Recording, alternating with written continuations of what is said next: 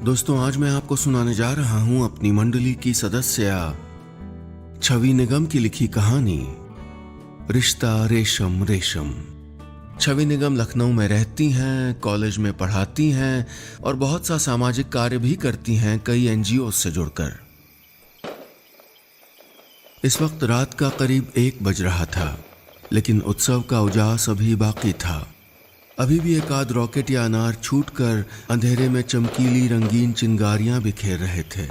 कल हमने दिवाली मनाई थी और आज गोवर्धन पूजा और कल भाई दूज के त्योहार की तैयारी थी। मेरे घर की मुंडेर और देहरी पर मध्यम रोशनी देते हुए दिए अभी भी झिलमिला रहे थे। खिड़की पर खड़ी मैं रोशनी की महीन चादर के पार आसमान को देख रही थी। मेरे पति रवि कब के सो चुके थे। थकान से मेरी भी देह बोझिल हो रही थी, लेकिन आंखों से नींद गायब थी। अंदर अजीब सी बेचैनी थी जिसकी डोर कहीं न कहीं मेरे छोटे भाई ईशान से जुड़ी हुई थी। शादी के बाद से मैं कानपुर में रह रही थी और ईशान अपनी पत्नी सीमा और माँ के साथ जयपुर में। इस तरह अलग अलग शहरों में तो हम 3-4 सालों से रहते आ रहे थे, लेकिन अब शायद हमारे दिलों में भी दूरी आ रही थी जो अंदर ही अंदर मुझे परेशान कर रही थी। लेकिन कहीं किसी ने शायद रॉकेट का पूरा जखीरा ही दाग दिया। एक के बाद एक रॉकेट निकलकर आसमान में रोशनी के फव्वारे बनने लगे। मेरे होठों पर मुस्कुराहट आ गई। बचपन में हम भी तो यही करते थे। शाम से जी भर के पटाखे छुड़ा चुकने के बावजूद हम भी तो आधी रात में गुपचुप बाहर निकलकर बची खुची फुलझड़ियाँ, चिटपुटिया, हंटर, सीको बम, सांप की पुड़िया, चक्री, अनार, सीटी, रेलगाड़ी सब छुड़ा डालते थे ताकि अगले दिन पापा के सामने मुंह लटका कर कह सकें, हमारे पटाखे तो खत्म हो गए पापा, अब आज क्या छुड़ाएंगे। और फिर उनके साथ बाजार में खरीदारी का एक और मौका मिल जाए। दीपावली का त्योहार हमेशा से मेरा पसंदीदा था। धनतेरस, नरक चौदस, बड़ी दिवाली, अन्नकूट यानी गोवर्धन पूजा और फिर भाई दूज। उत्सव के ये 5 दिन मुझे बहुत बहुत पसंद थे। भाई दूज का दिन सबसे खास था क्योंकि उस दिन सिर्फ मेरी दादागिरी नहीं, दीदीगिरी चलती थी। अपने से 3 साल छोटे भाई ईशान पर दीदिया दीदिया करते मेरे इर्द गिर्द नाचने वाला ईशान उस दिन कितना संजीदा हो जाता था। मैं उस दिन खास लहंगा पहनती और वो नया कुर्ता पायजामा। मम्मी से वो भी भाई बहन वाली कहानी सुनता। फिर मैं पूरे मनोयोग से मूसल के कांटे वाले बेरिया कटेरिया को उसके दुश्मनों का प्रतीक मानकर कूटती और वो पीछे से फुसफुसाता जाता, दीदिया वो आर्यन को जरूर कूट देना, रोज मेरा टिफिन खा जाता है। कभी कहता, और ना विनीत को भी मत छोड़ना दीदिया, सर से झूठी शिकायत करता है मेरी। उसकी लिस्ट खत्म होते होते मेरे हाथ दुखने लग जाते, लेकिन उसके सब बैरियों को खत्म करने का इत्मीनान हमारे चेहरे चमकाता रहता। फिर पीढ़े पर बैठता वो और उसके घुंघराले बालों को पीछे करके अपनी हथेली उसके सर पर रखकर तिलक लगाती मैं। चावल के चंद दाने अटकाए हुए रोली का वो लाल टीका कितना सजता था उसके माथे पर। पूड़ी के कौर तोड़कर उनमें खीर भरकर मैं उसके मुंह में रखती जाती और उसके गोलमोल गाल और फूलते जाते। उसको खिलाने के बाद ही कुछ खाया करती थी मैं। सबसे मजा तब आता जब वो मेरे पैर छूता और आशीर्वाद की जगह में कोई शैतानी वाली बात बोल देती, जैसे भगवान जी करें इस बार तू जब चुपचाप आधी खाई चॉकलेट चादर के नीचे छुपाए तो उसे चींटियां ना ढूंढ पाए। फिर तो आंगन में बने पूजा के चौक के चारों ओर हमारी वो धमा चौकड़ी होती कि मम्मी बेचारी पुकारती रह जाती, अरे बचा के देखो दिन नीचे पैर न पड़ जाए, वो फोक कम से कम आज तो मस्ती मत करो दोनों, अरे मिशू इशू के पापा। हालांकि मन अभी भी परेशान था कि ईशान कल आएगा या नहीं, लेकिन बचपन की वो यादें होठों पर मुस्कान बिखेरने लगी थीं। रात गहराती जा रही थी। बाहर जलते दियों की लौ अब कांपने लगी थी, मानो जलते जलते मेरी तरह दिए भी अब थकने लगे हों। हल्की ठंड महसूस होने के बावजूद मैं अभी भी खिड़की से टिकी खड़ी हुई थी, टिमटिमाते तारों पर निगाहें टिकाए हुए। ईशान कल आएगा या नहीं, ये उलझन मुझे सोने नहीं दे रही थी। क्या पता माँ भी इस वक्त जग रही हों। कौन जाने ईशान की नींद भी अचानक टूट गई हो। यादों ने धौल जमाकर उसे उठा दिया हो, कहा हो कि उसकी दिदिया इंतजार कर रही है और उसे टीका लगाए और खीर पूरी खिलाए बगैर वो कुछ भी नहीं खाएगी। कौन जाने कि ठीक इसी वक्त खिड़की से झांकता कोई तारा मेरी ओर से उससे पूछ रहा हो कि ईशु, कल अपनी दिदिया के पास जाओगे ना? इस सोच ने इस कदर कसमसाया कि अनायासी मेरा हाथ अपने फोन की तरफ बढ़ा और फिर रुक गया। जिस भाई से घंटों बात करने और मैसेज करने के बावजूद मन नहीं भरता था, उसी को कॉल करने में अब हिचक हो रही थी। लंबे अरसे से औपचारिक तुम ठीक हो? हाँ, और तुम? मैं भी। अच्छा लो माँ से बात कर लो के अलावा हमारी बात नहीं हुई थी।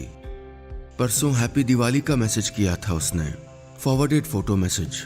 यहाँ आने के बारे में उसने कुछ नहीं कहा था। मैंने मैसेज करके पूछा भी पर उसका जवाब नहीं आया। फिर मैंने ही उसे फोन मिला लिया था। बड़ी देर रिंग जाने के बाद मम्मी ने उसका फोन उठाया था। इधर उधर की बातों के बाद उन्होंने कहा था, ईशान बिजी है अभी, कह रहा है तुझसे बात कर लेगा बाद में। सीमा भी ऑफिस से नहीं आई। और दीपावली की तैयारियां हो गई मिशा? दामाद जी कैसे हैं? इस जबरन बातचीत के दौरान मैंने माँ के अनकहे को समझ लिया था कि ईशु वही है पर मुझसे बात नहीं करना चाहता। कि सीमा ने भी शायद इशारे से हाथ हिलाकर माँ को मना कर दिया होगा। समझ लिया था कि वो अभी भी मेरी 6 महीने पहले कही बात पर नाराज है। खिड़की पर खड़े खड़े मुझे आंखों में उतरती नमी महसूस हुई तो मैंने उन पर हथेली फिरा दी। क्यों बचपन किसी सपने सा गुजर जाता है? क्यों बड़े हो जाने पर चीजों के मायने बदलने लगते हैं? क्यों हम छोटी छोटी बातों को दिल से लगाने लगते हैं? क्यों हम इतनी नाराजगियां पालने लग जाते हैं कि हमारे रिश्ते भी उन्हीं के तले दब कर रह जाएं? भाई बहन के प्यार पर कब और कैसे अहम हावी हो जाता है? क्यों हमारे लिए माफी मांगना और माफ कर देना मुश्किल होता चला जाता है? ये सवाल एक बार फिर से मेरी आंखों में किरकिराने लगे थे। रात का गाढ़ापन अब अपने चरम पर था। बाहर अब तेज हवा चल रही थी जिसकी थपकी से उनींदे दिए इधर उधर लुढ़क रहे थे। बाहर का सूनापन अब मेरे अंदर भी पसरने लगा था। हालांकि एक मन हो रहा था कि छोड़ दूं ईशान के बारे में इतना सोचना, लेकिन दूसरा मन अभी भी खिड़की के चौखट का सहारा लिए खड़ा था। वो एक बार फिर सवाल कर रहा था कि आखिर ऐसा क्या गलत कह दिया था मैंने। वही मन भागा जा रहा था कोई 6 महीने पहले के वक्त में, जब गर्मी की छुट्टियों में मैं जयपुर यानी अपने मायके गई थी।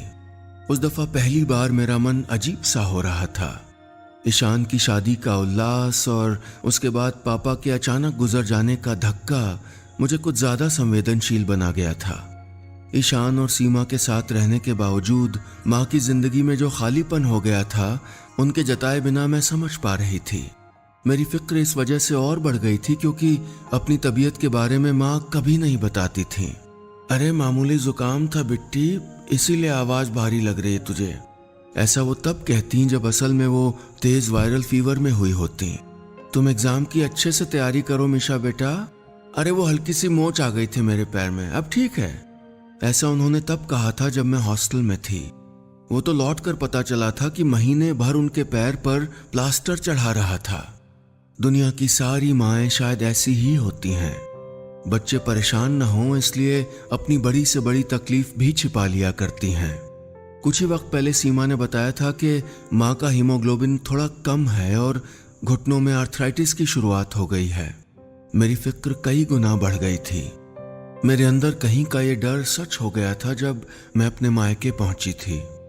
माँ को कलेजे से लगाकर दिल को राहत मिली थी, लेकिन ये देखकर तकलीफ हुई कि वो काफी दुबली लग रही थीं। मेरी पसंद के पकवानों की खुशबू से घर महक रहा था, लेकिन बजाय खुश होने के मुझे उनकी थकान नजर आ रही थी। उनकी लड़खड़ाहट दिख रही थी, उनका हांफना परेशान कर रहा था।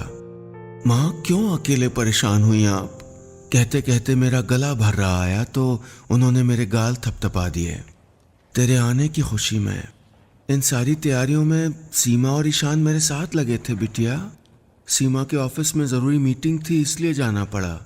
ईशान को भी आज छुट्टी नहीं मिल पाई, लेकिन तेरी वजह से जल्दी आएंगे दोनों। फिर उन्होंने इलायची पेड़ा मेरे मुंह में डाल दिया। बोली, तुम परेशान मत हो जाया करो बिटिया। वो दोनों तो पीछे पड़े रहते हैं कि मैं आराम करूं, लेकिन पड़े रहने से बीमारी ज्यादा लगने लगती है। दवाएं चल रही हैं, थोड़े हाथ पैर भी चलते रहें मेरे लिए ये भी जरूरी है ना। और बच्चों के लिए कुछ करना अच्छा लगता है मुझे। अच्छा चल ये बता, कैसा लगा पेड़ा? मुस्कुराते हुए मैं उनके गले लग गई थी। कसमसाहट अभी भी थी, लेकिन उनके पेड़े की मिठास ज्यादा थी जो भीतर तक उतरती जा रही थी। प्यार के धागों पर नाराजगी का बोझ नहीं डालना चाहिए। अगर टूट कर वो जुड़ भी जाए तो भी उसमें गांठ तो पड़ ही जाती है। इस वक्त मुझे अपने सीने पर उसी गांठ का बोझ महसूस हो रहा था। जहन में वही शाम फिर घुमड़ रही थी, जब छुट्टियों में घर पहुंचकर माँ के हाथ के बने पेड़े डकार कर मैं ईशान और सीमा का इंतजार कर रही थी। शाम को आते ही दोनों ने मेरे पैर छुए और हम सब एक दूसरे का हालचाल पूछने में व्यस्त हो गए।